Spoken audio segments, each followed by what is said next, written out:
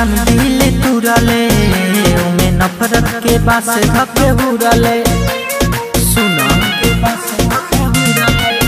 हमर शीशा नियन दिल तुरले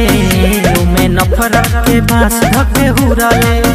जाके दोसरा के साथ हमसे कइले बड़े घाट अब वो करे संगे ते उड़र जो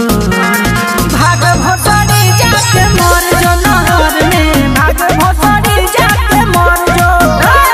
भाग भोसड़ी जाके मर जो नहर में भाग भोसड़ी जाके मर जो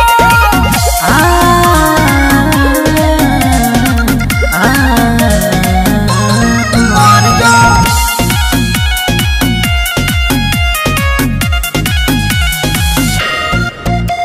तोरा बिना दिलम फटल दिलवा सीलम ए दुनिया में मालिक के कमी न बा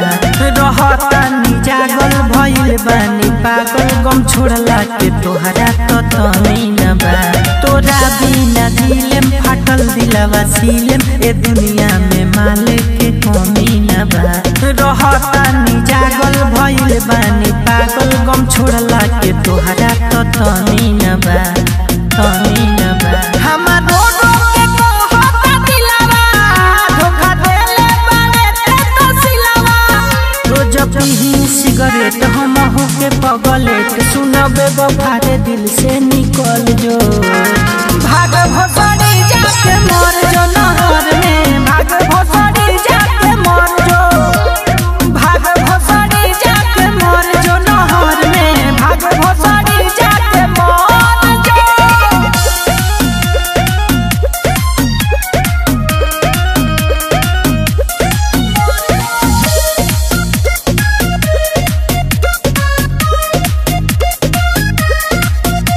सारा गम भुला दम आजी के देखा दम चाहे दिल सीना से निकाले पड़ी खाइल तोर कसम रे रहे वो भरम रे करब नाही माफ तोरा पाप पड़ी सारा गम भुला दम आजी के देखा दम चाहे दिल सीना से निकाले पड़ी खाइल तोर कसम रे रहे वो भरम रे करब नाही माफ तोरा पाप पड़ी